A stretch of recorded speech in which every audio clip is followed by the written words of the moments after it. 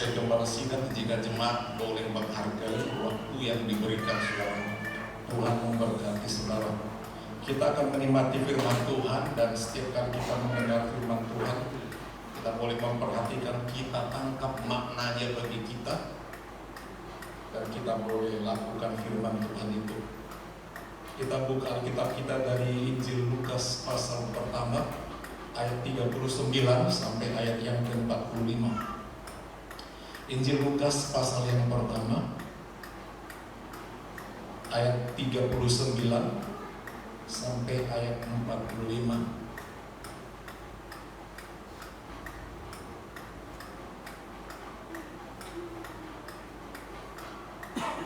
Kita beri judulnya, ini adalah keluarga yang dipenuhi Roh Kudus. Kita baca bergantian, saya mulai dari ayat yang ke-13, 39.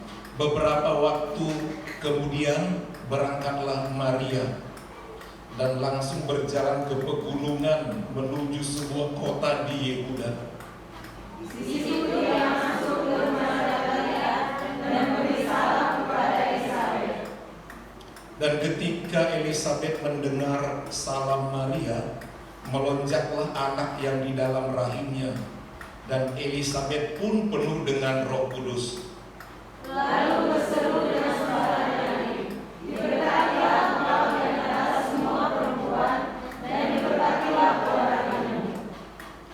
Siapakah aku ini, sampai ibu Tuhanku datang mengunjungi aku? Sebab sesungguhnya ketika salam sampai kepada telingaku, anak yang di dalam rahimku berkomentar kalimat.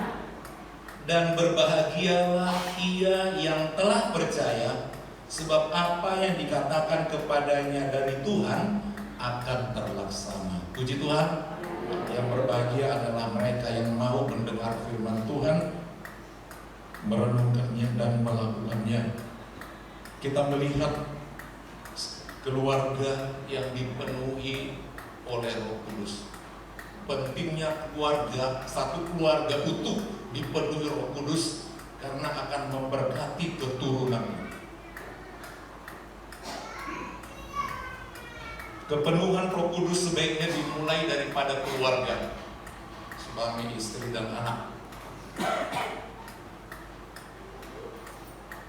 Kita melihat di sini ada satu keluarga imam. Nomor satu kita sorot keluarga Zakaria. Zakaria artinya Allah mengingat. Ya, Allah mengingat. Apa yang diingat? Doanya yang begitu lama, bertahun-tahun, bahkan puluh tahun, gak pernah bosan Zakaria berdoa. Tuhan ingat. Itu arti nama daripada Zakaria. Sebaliknya Elisabet, apa arti Elisabet? El, itu Allah. Elisabet namanya berarti adalah Allahku adalah kelimpahan. Divonis rahimnya kosong, mandur. Tapi karena namanya Elisabet, kelimpahan. Itu arti namanya. Dia mendapatkan jawaban. Sementara anak yang dilahirkannya namanya Yohanes. Yohanes artinya Tuhan itu baik. Tuhan itu baik. Nah, inilah orang-orang yang dipenuhi Roh Kudus. Walaupun Zakaria dia keturunan Harun, Imam Harun. Jadi dulu yang menjadi imam itu adalah keturunan Harun, karena itu imam. Anak-anaknya laki-laki semua harus menjadi, semua keturunannya yang laki-laki harus menjadi imam. Dan karena keturunannya itu banyak laki-laki, mereka melayaninya itu ada undiannya, ada kelompoknya, ada rombongannya. Jadi kalau masuk ke rumah ibadah itu ada halaman, ada ruang kudus, ada ruang maha kudus, itu ada bagian-bagiannya. Ada kolam pembasuhan, ada pelita yang harus dinyalakan teratur, mengisi minyaknya jangan sempat padam, ada roti sajian. Di situ ada 12 roti pertunjukan. Kemudian ada pembakaran pedupaan, ada bertugas di situ. Jadi tidak cukup satu orang mau melayani. Apalagi kalau jemaat itu sampai datang ribuan mau sembahyang, membawa korban. Jadi keturunan Harun harus semua turun untuk melayani umat. Ada waktu doa tertentu. Nah, walaupun keturunan imam, hamba Tuhan, takut Tuhan, bukan berarti tidak ada persoalan. Apa persoalannya? Persoalannya sangat berat. Yang menjadi aib pada zaman itu aib kalau orang belum punya keturunan dianggap aib. Apalagi mereka turunan imam, orang-orang yang diurapi oleh Tuhan, dekat sama Tuhan, selalu mengikuti peraturan Taurat, sangat suci, sangat saleh. Walaupun demikian, mereka tidak dapat keturunan karena dari vonis Elisabet mati. Tapi yang namanya imam, dia selalu berkhotbah tentang doa. Dia pun juga, walau dia mengajarkan doa, dia pun terus berdoa, tidak putus-putusnya. Itu orang yang punya imam, berdoa dan juga berusaha terus sedemikian rupa membenahi hidupnya. Satu kali dia dapat giliran, diundi, giliran dia yang membakar ukupan. Semua jemaat menunggu di ruang ada ruang halaman begitu. Masuk dia ke dalam, dibawa ukupan untuk membakar. Tugas dia itu kalau imam, jubahnya khusus, tutup dadanya, semua lengkap. Gak boleh main, gak boleh ketinggalan pakaiannya. Semua lengkap dengan dupanya yang dibakar. Berjalan imam itu, sampailah dia ke dalam. Kalau kita baca di ayat-ayat awalnya itu, pas dia masuk di sebelah kanan tempat dia yang biasa berdiri, tiba-tiba berdiri malaikat. Berdiri, langsung dia bilang, Zakaria, doamu telah didengar oleh Tuhan. Luar biasa. Dan dikatakan arti Zakaria adalah Allah mengingat. Jadi doanya yang begitu lama. Itu sebabnya jangan kapok berdoa. Kalau butuh ya, tapi kalau nggak butuh, udah banyak bosan, udah frustasi, terserah saudara. Banyak cara Tuhan untuk menolong, tapi terlalu mudah cara Tuhan untuk menghambat. Yang menghambat bukan Tuhan, kita yang menghambat. Karena kita berhenti berharap, berhenti percaya, berhenti berdoa. Tetapi rupanya Zakaria tidak demikian. 1000 kali orang mengejek, gak masalah. Berharap jangan pernah berhenti selama ada. Cara Tuhan tidak kurang untuk menolong aku. Dan malaikat itu berkata, doamu telah didengarkan oleh Tuhan.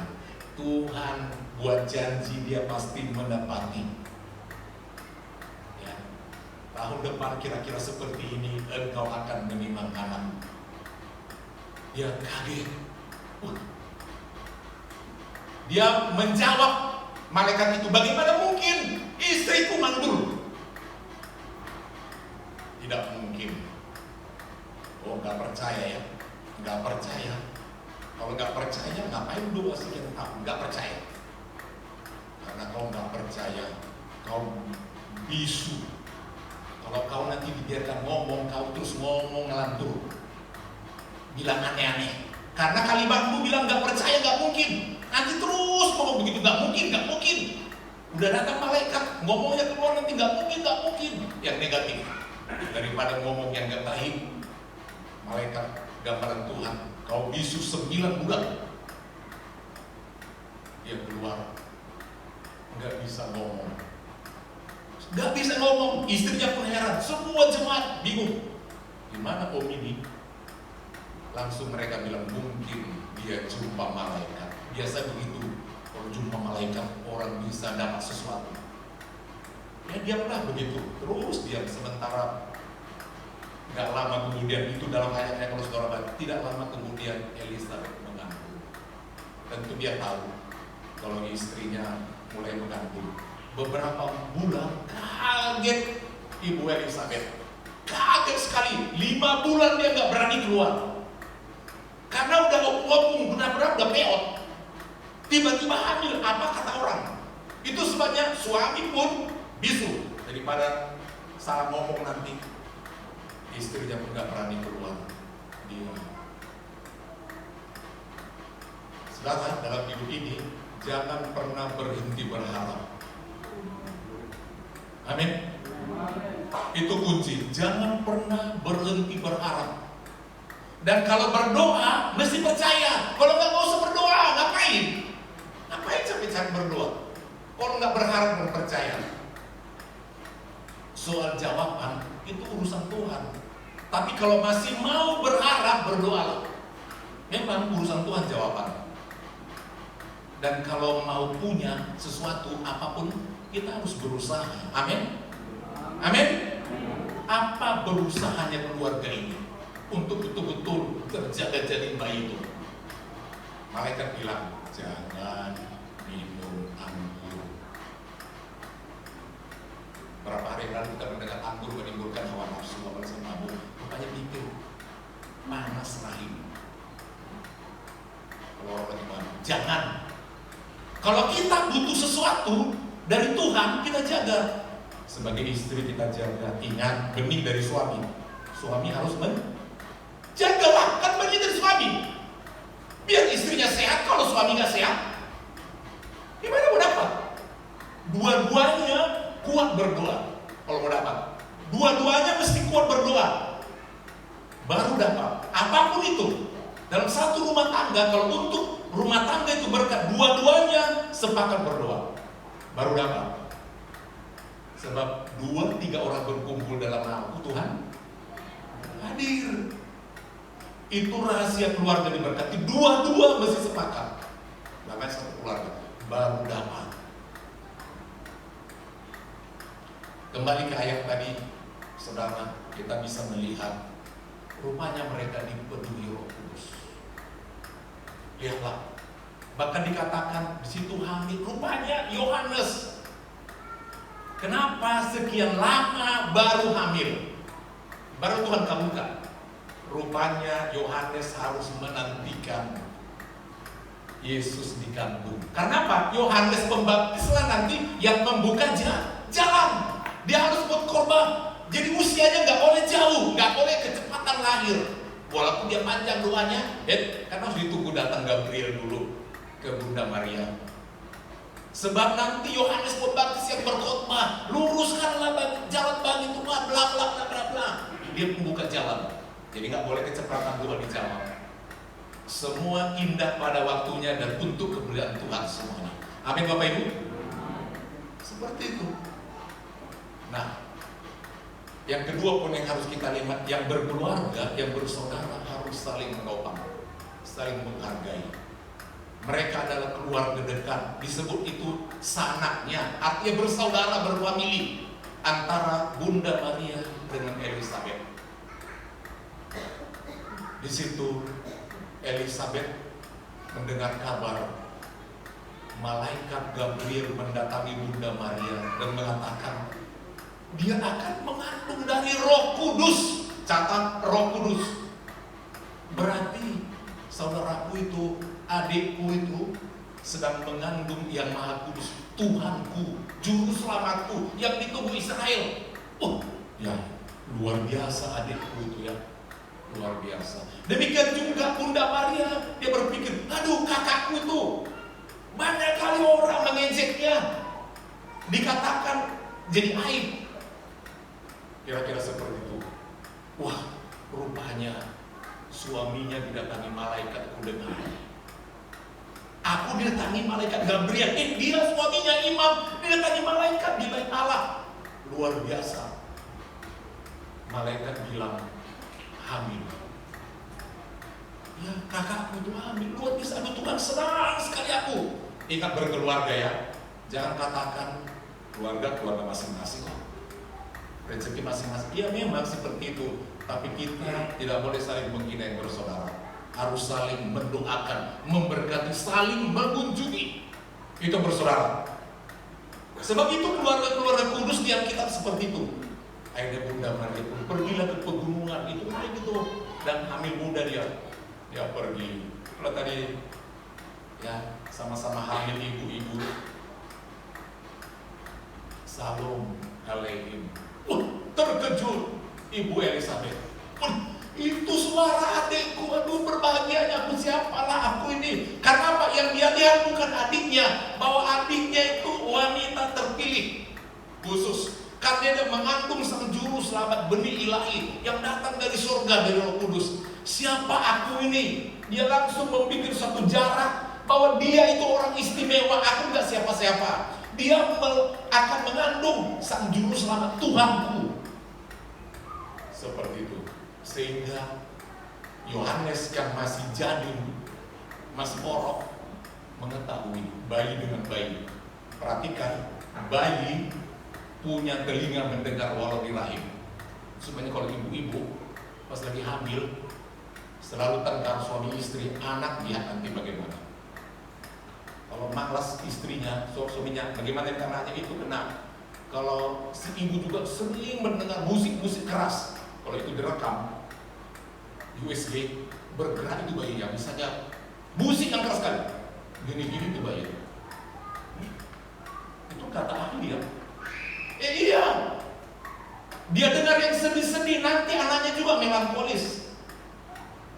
Ya, penakut ini itu sebabnya ibu-ibu dikatakan dalam Alkitab, aku direkam tentang jadinya seseorang. Aku direkam dalam ruang yang paling bawah, direkam seperti ini, seperti. Artinya semua data dimasukkan ketika masih di rahim. Oh, jadi apa? Kelak sifat orang tuanya menentukan suami istri.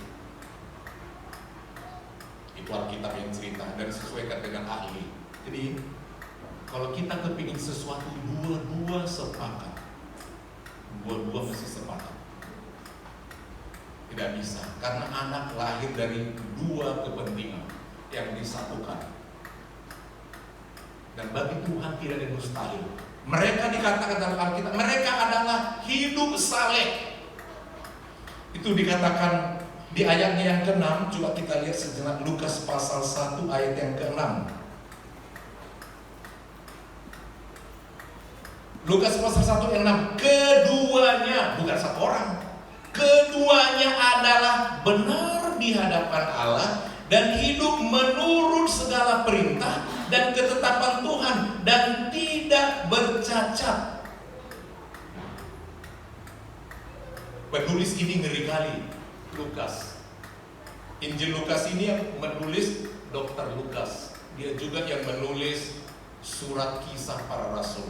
Kalau saudara lihat ayat pertama di Injil Lukas, disebut di sini Theophilus yang mulia. Itu surat pertama Rasul Lukas. Kalau nanti buka kitab kisah para rasul pasal 1 ayat 1, buka sejenak, pasti lihat kepada Theophilus. Jadi surat yang kedua, surat kisah para rasul. Surat yang pertama, surat Lukas. Dia menceritakan, setelah aku timbang-timbang begini kisah tentang sang juru selamat itu, aku mengambil keputusan untuk menuliskannya, membukukannya, supaya kita bisa mengetahui siapa sang juru selamat. Itu jelas dikatakan. Nah, orang itu dalam bahasa terjemahan yang lain dikatakan adalah mereka hidup saleh. Ya, keluarganya adalah benar artinya saleh di hadapan Allah dan hidup menurut segala perintah ketetapan Tuhan. Menurut KBI, apa itu KBI? Kamus Besar Indonesia. Menurut Kamus Besar Indonesia, kata saleh artinya yang pertama adalah sungguh-sungguh menjalankan ibadah. Kalau buka di kamus, sungguh-sungguh menjalankan ibadah. Pentingnya kalau dikatakan ibadah itu ritual. Yang kedua, suci dan beriman. Tetapi ini tidak cukup hanya suci dan beriman saja, saudara. Tidak cukup hanya hidup saleh saja. Televisi di Indonesia cukup banyak, tetapi diteliti semua televisi nasional hampir 70 lebih channel ceritanya tentang agama. Berbagai agama. Bingung. Televisi luar negeri, Indonesia ini agamis sekali ya. Semua program agama, bahkan agama mayoritas lebih banyak, sedikit itu jam sekian. Film-filmnya dari mulai kartun pasti disisipi dengan agama-agama. Itu kenyataan. Tapi kita bosan kadang-kadang. Nanti alur ceritanya ini, walaupun cerita itu cerita-cerita remaja atau apa, pasti nyambungnya ke situ, menjengkelkan. Itu disorot oleh luar negeri. Tapi ketahuilah saudara, agama, agamis, ritual, tampilan agama tidak ada artinya, tidak berubah karakter kalau orangnya tidak rohani. Ya, di luar negeri banyak negara yang tidak beragama loh. Negara-negara Eropa, negara-negara Barat, akhir-akhir ini mereka mulai menjadi ateis. Ateis Jerman, mayoritas sekarang ateis. Belanda lagi lebih parah. Tapi ketahuilah saudara, walaupun mereka banyak tidak beragama, mereka lebih sedikit melakukan pelanggaran hukum. Ya, di Indonesia semua agamis, pelanggaran hukum paling banyak. Tindakan asusila, macam-macam. Karena apa? Tidak rohani. Nggak rohani. Jadi bukan sekedar ritual, enggak. Allah melihat kerohanian orang. Sebab menyangkut ke atas itu menyangkut rohani, bukan jasmani. Bukan liturgi, ritual itu nggak ada apa-apanya, nggak mempengaruhi. Elisabet dan Zakaria memang benar-benar mereka secara rohani menjaga diri. Berdoa, beribadah, benar-benar mereka buang semua yang tidak berkenan kepada Allah. Mereka diberkati oleh Tuhan. Sekarang kita melihat dari bacaan tadi saudara, apa yang membuat mereka dipenuhi Roh Kudus. Ini yang perlu kita catat. Kenapa sampai disebut gitu? Sampai bayinya aja pun penuh Roh Kudus. Dan ketika datang Bunda Maria pun, selain bayinya bergejolak, penuh Roh Kudus, kan? Bayangkan bayi. Saudara bukan bayi lagi ambil di sini. Tapi pastikan saudara penuh Roh Kudus. Belum tahu pressing musik lo bayi, belum tahu. Tapi kenapa bayi aja udah penuh? Itu sebabnya tadi orang tua mempengaruhi anak. Karena apa? Elisabet penuh Roh Kudus, Zakaria penuh Roh Kudus, buat takut Tuhan. Orang yang kudus mengandung yang kudus, penuh Roh Kudus. Jadi ketika datang Bunda Maria langsung dipuji oleh Elisabet. Salam Maria, Bunda Allah, Ibu Tuhanku. Dan Katolik mengangkat ini menjadi doa mereka bagi Bunda Maria. Bagi Katolik, Maria adalah orang terlahir tanpa noda. Protestan tidak akui, di luar Katolik tidak mengakui. Semua manusia yang lahir dari benih laki-laki berdosa, artinya ada dosanya. Tapi bagi Katolik dikatakan Bunda Maria adalah tabut Allah. Kita tidak mengakui, itu seru perdebatan itu. Kita hanya berpegang pada firman Allah. Mereka mulai menganalisa bagaimana mungkin dia bisa tidak suci mau mengandung yang maha suci. Begitu. Jadi dia harus tanpa noda, dan dia catatan kedua, dia mesti perawan selamanya.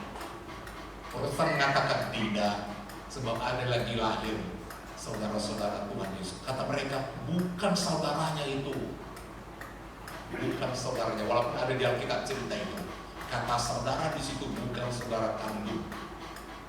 Itu perdebatan, itu tidak menjadi masalah. Itu sebabnya mereka bisa berdoa kepada Bunda Maria. Saudara tidak bisa berdoa. Katolik bisa berdoa. Salam Maria, penuh rahmat Tuhan sertamu. Terpujilah engkau di antara wanita, dan terpujilah buah tubuhmu Yesus. Santa, kalau santa itu sebutan suci bagi wanita. Kalau buat laki-laki disebut apa? Santo, bukan santoso ya. Santa Maria Bunda Allah, Bunda Allah. Itu dia pegang langsung. Jadi begitu terhormatnya, karena bundanya Tuhan Yesus. Siapa lebih tinggi? Bunda atau anak? Hah? Bunda kan? Itu dipegang langsung. Sehingga mereka bisa berdoa kepada Bunda Maria. Ya, ibu pelindung bagi mereka. Pelindung. Di situ titik awal perbedaan. Sampai sekarang nggak pernah connect. Maka mereka katakan Bunda Maria adalah tabut Allah. Kita tidak perlu protes itu. Amin. Ya. Itu bukan topik kita. Kita harus menghargai perbedaan. Amin. Ya, kita harus menghormati perbedaan. Soal iman itu dari kita masing-masing. Nah, kita bisa melihat saudara, poin-poin keluarga yang dipenuhi Roh Kudus akan diberkati. Dan kenapa mereka dipenuhi Roh Kudus? Kita bisa melihat yang pertama adalah mereka benar dan saleh. Nomor satu, kita harus siapkan diri kita, menyucikan diri kita, persiapkan diri kita. Namanya yang kudus akan memenuhi kita. Kita harus ada tekad, Tuhan aku mau berubah, mau dipenuhi. Amin Bapak Ibu. Amin. Nomor satu, mesti ada tekad. Kita menjadi manusia yang lain. Beberapa hari yang lalu kita dengarkan firman Tuhan. Dan waktu dia mengandung, dia tahu dia mengandung. Zakaria dan istrinya tidak banyak berbicara. Mereka diam saja. Karena kalau kita baca ayat-ayat itu dikatakan suatu perbuatan Allah. Dia katakan bahwa ini adalah suatu perbuatan Allah. Dia hamilnya karena suatu perbuatan Allah. Sehingga dia tidak mau menikah diri. Itulah Elizabeth. Ketika dia diberkati, dia tak teriak-teriak. Hebat ya, dua aku hebat. Dua suamiku hebat. Aku bisa hamil. Dia kesaksian kemana-mana? Tidak. Dia hanya diam. Sekarang kalau kita lihat, bandingkan dengan kisah yang lain di Perjanjian Lama. Hagar. Tahu siapa Hagar? Siapa Hagar? Iya. Yang melahirkan siapa? Ismail. Ini kan pembantu. Karena Sarah juga nggak sabar bahwa dia nanti akan hamil juga. Itu soal nggak sabar, sama-sama nganggur, nggak sabar. Tapi kalau Elizabeth sabar, suaminya juga sabar. Beda dengan Abraham. Hagar disuruh istrinya, udahlah, ambil aja dia, tak ambil aku yang salah. Udahlah, ambil aja dia. Yakin? Ya ambil, tanggung risiko. Ada tua sama tua sebenarnya. Tapi Abraham sangat mengasihi istrinya. Iya ya, kemana nanti harta kita yang banyak ini? Gimana keturunan kita nanti? Punah kan kalau gak ada. Ya udah, dihampiri. Dan memang Tuhan bekerja hamil. Tahu di situ dia hamil. Di situ dia tahu udah mengandung. Memandang majikannya, memandang rendah. Baca di Alkitab. Memandang rendah, mengejek, sampai makan hati nyonyanya. Sarah, aduh, nyesal aku. Aku jadi diinjak-injak, aku nyonya besar. Dia pembantu, kurang ajar. Mulutnya langsung. Tapi Elizabeth mana ada? Amin. Suatu perbuatan besar. Jadi kalau saudara diberkati Tuhan, gak usah tanya apa-apa. Waktu susah pun tetap kita cinta Tuhan. Waktu diberkati pun tetap rendah hati di hadapan Allah, saudara. Itu pun yang pertama, saudara, kita ingat itu semua karena perbuatan Tuhan. Catatan pertama, mujizat masih ada. Amin. Amin. Mujizat masih ada. Yakin tak?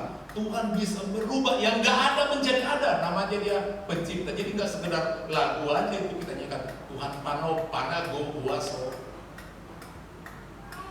Dia bisa menciptakan. Kita kan pintar nyanyi, tapi tidak mengimani yang kita nyanyikan. Yang kedua, keluarga itu adalah keluarga yang melayani. Ingat, kuasa melayani. Keluarga yang melayani. Lihat Zakaria sampai tua pun, udah tua bangka, melayani terus. Sulit lo ditemukan orang yang sudah tua setia melayani ibadah, sulit. Kalau kita lihat bapak-bapak kita, sulit menemukan bapak-bapak yang datang beribadah doa loh. Sulit. Sulit banget. Ingin diberkati, doa. Mereka adalah keluarga yang mau melayani. Emangnya Zakaria, kan hanya Zakaria yang melayani, benar? Apakah istrinya nggak melayani? Secara hukum tidak bisa dia memimpin karena hukumnya hanya laki-laki. Tapi ingat peranan Elizabeth, dia dukung semua apa untuk suaminya. Itu bagian dari melayani. Apa keperluan suaminya? Perlu apa nanti Pak buat pelayanan ini. Itu luar biasa. Dukungan. Sulit lo mencari istri yang mendukung suami. Sulit. Abah-abah pun juga seperti itu. Banyak bapak kepala sulit mengajak sisi rumah itu bersama-sama melayani. Sulit. Di Alkitab banyak seperti itu. Sulit. Ya. Bagaimana Lot berjuang membawa istri itu bersama-sama melayani, sulit. Akhirnya menjadi tiang garam. Banyak di mana-mana tempat sulit tidak mendukung. Tapi seorang pelayan Tuhan didukung tidak didukung dia harus maju. Amin Bapak Ibu. Bapak-bapak juga kayak gitu. Kalau dicuekin, teruslah bekerja melayani Tuhan. Terus ada berkat Tuhan siapkan. Amin. Karena Bapak itu yang menentukan. Teruslah. Jadi yang kedua poinnya adalah melayani. Dan melayani, keluarga Zakaria nggak melayani sendiri. Ada tim pelayanan. Itu sebenarnya dalam ayat itu kalau saudara baca rombongan Zakaria. Sekarang giliran rombongan Zakaria karena diundi. Karena begitu banyak modelnya, ada rombongan, tim. Mari kita melayani dengan tim. Saling menguatkan. Di Alkitab dikatakan tim atau rombongan. Rombongan dia yang melayani. Saling mendukung. Kita pegang bagian masing-masing. Kalau dikatakan doa. Kalau dikatakan kita akan begini, kita berlatih. Tim yang berjalan. Karena kita tidak melayani satu orang atau seseorang, tapi melayani banyak orang. Jadi perlukan satu tim di dalam pelayanan. Yang ketiga saudara, apa keunggulan mereka? Mereka adalah keluarga yang berdoa. Amin. Yang pertama tadi saleh, yang kedua melayani, yang ketiga berdoa. Mari kita tanamkan ke keluarga kita masing-masing. Ini hidup saleh, tim dalam melayani. Jangan pada sebelah suami aktif, istri enggak. Istri aktif, suami tadi mana? Mama bapak aktif, anak entah di mana. Ini fakta.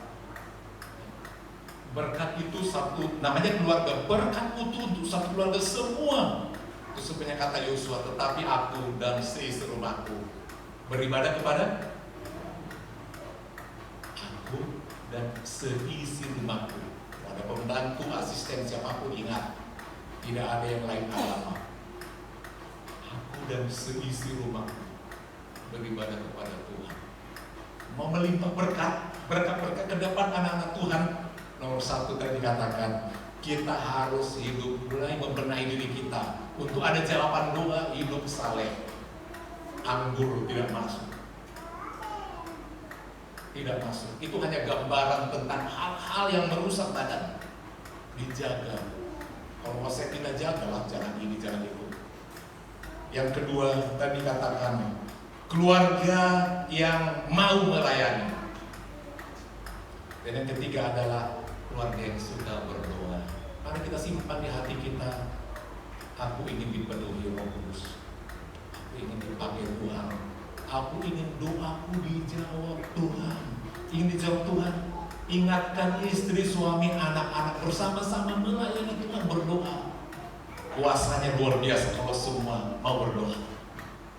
Kuasanya luar biasa. Mari kita pakai waktu kita berlutut. bawa dalam doa perkumpulan.